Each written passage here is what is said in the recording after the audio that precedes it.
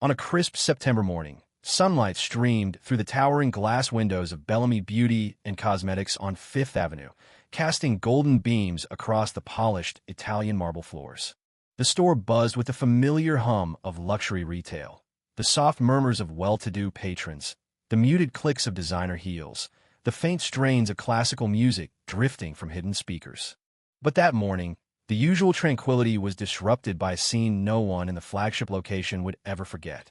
Selena Carter, a poised and elegant black woman in her late 30s, stood near the back of the store, examining an exclusive skincare collection. Her presence was deliberate yet serene. Dressed in dark jeans, a cream cashmere sweater, and handcrafted Italian flats, she exuded quiet sophistication. Her sleek updo framed her face, and the only jewelry she wore was a simple yet exquisite wedding band that glinted subtly under the store's ambient lighting. Despite her composed demeanor, the staff ignored her entirely. Minutes earlier, 3 white women had entered the store, each met with immediate, almost fawning attention. Champagne was offered, names were remembered, and private VIP rooms were swiftly opened. But for Selena, not even a greeting. Unbothered on the surface, Selena moved toward a display case housing a limited edition skincare line valued at over $20,000.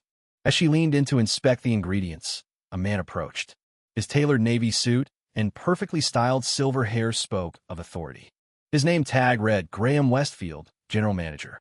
His smile was thin, practiced, and condescending. "Can I help you find the exit?" he asked, his tone like ice wrapped in silk. Selena turned to face him fully. "Actually, I'm interested in purchasing this collection. I have an event this evening, and I'd like to try their new illuminating serum." Graham gave her a once-over, his gaze lingering on her understated outfit. He glanced at her wedding ring, dismissing it as likely a knockoff. "These products require a significant investment," he said, emphasizing the words as though explaining advanced economics to a child. "Do you have proof of income? Identification? We've had issues with certain people handling merchandise with no intention to buy." The implication was unmistakable. Selena blinked slowly, weighing her response. "I don't carry income statements while shopping. Do your other customers?" Graham's mask slipped. "These items cost more than you make in a year. People like you don't belong here. We don't do free samples or makeup tutorials for window shoppers." The humiliation seared through her, but Selena's face remained composed. She didn't raise her voice. She didn't plead. She simply said, "I was going to purchase the full set. All 6 items." Graham smirked and waved to security. Moments later, 2 towering guards approached from opposite ends of the store. Without a word, they seized Selena by her arms, lifting her slightly off the floor as they escorted her toward the entrance. Customers watched in silence. Some recorded the scene on their phones. Graham followed, arms crossed, triumphant. Outside, Selena stumbled slightly as she was shoved onto the sidewalk. She caught herself, straightened her sweater, smoothed her jeans, and took out her phone. "Elliot," she said into the receiver, her voice steady. "You won't believe what just happened." What the staff didn't know, what Graham couldn't possibly imagine, was who Selena Carter really was, and, more importantly, who her husband was. Elliot Carter wasn't just Selena's husband. He was the founder and CEO of Carter Innovations, a tech conglomerate valued at over $85 billion. His influence stretched across industries, and his love for Selena was equaled only by his intolerance for injustice. By 4:30 a.m. the next day, Carter Holdings had quietly acquired a 64% controlling interest in Belmont Lux Group, the parent company of Bellamy Beauty and Cosmetics.